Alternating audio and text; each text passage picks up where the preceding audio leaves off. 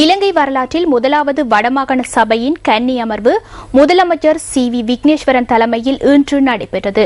கைதடியில் அமைந்துள்ள புதிய மாகாண சபை கட்டட கேட்போர் கூடத்தில் முற்பகல் 9:30க்கு சபை அமர்வு நடைபெற்றதாக எமது அலுவலக செய்தியாளர் தெரிவித்தார்.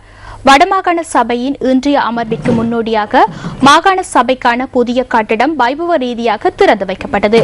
வடமாகாண ஆளுநர் மேஜர் ஜெனரல் ஜி.எஸ். சந்திரஸ்ரீ மற்றும் முதலமைச்சர் சி.வி. விக்னேஸ்வரன் ஆகியோர் இன்று காலை நாடாவெட்டி கட்டடத்தை உத்தியோகபூர்வமாக திறந்து வைத்தனர்.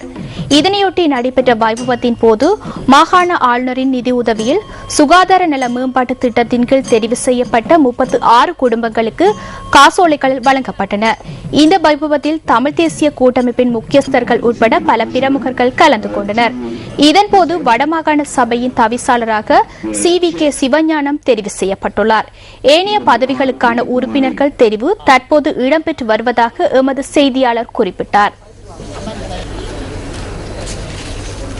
வடமாகாண சபையின் கன்னி அமர்வு தொடர்பிலான புதிய தகவல்களை அறிந்து கொள்வதற்காக அங்கிருக்கும் எமது அலுவலக செய்தியாளர் ரஞ்சன் அருண் பிரசாத்துடன் தொடர்பினை ஏற்படுத்தியுள்ளோம். வணக்கம் அருண். வணக்கம் தாரணி. இன்றைய தினம் வடமாகாண சபைக்கான முதலாவது அதாவது கன்னி அமர்வு இன்றைய தினம் காலை 9 மணி அளவில் ஆரம்பமாகி இருந்தது.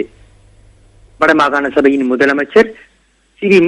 விக்னேஸ்வரன் தலைமையில் ஆரம்பமான இந்த கன்னி அமர்வில் வடமாகாண ஆளுநர் ஜி.எஸ். சந்திரஸ்ரீ, தமிழ் தேசிய கூட்டமைப்பின் பாராளுமன்ற குழு தலைவர் இரா சம்பந்தன் உள்ளிட்ட பாராளுமன்ற உறுப்பினர்கள், அதாவது தமிழ் தேசிய கூட்டமைப்பின் பாராளுமன்ற உறுப்பினர்களும் கலந்து கொண்டிருந்தனர். இன்றைய கன்னி அமர்வின் போது வடமாகாண சபைக்காக தெரிவு செய்யப்பட்ட 36 உறுப்பினர்கள் மாத்திரமே கலந்து கொண்டிருந்தனர். ஏனைய 2 உறுப்பினர்கள், எதிர்கட்சியை பிரதிநிதித்துவப்படுத்தும் 2 உறுப்பினர்கள் கலந்து கொள்ளவில்லை என்பது குறிப்பிடத்தக்க விடயமாகும். இதன் போது தவிசாளர், உப தவிசாளர்கள் தெரிவுகளும் இடம்பெற்றன. இதேவேளை அடுத்த அமர்வு, வடமாகாண சபைக்கான அடுத்த அமர்வு எதிர்வரும் மாதம் 11ஆம் தேதி நடைபெற உள்ளதாக அறிவிக்கப்பட்டுள்ளது. நியூஸ் பிளஸ் செய்திகளுக்காக வடமாகாண சபை வளாகத்திலிருந்து ரஞ்சன் அருண் பிரசாத்.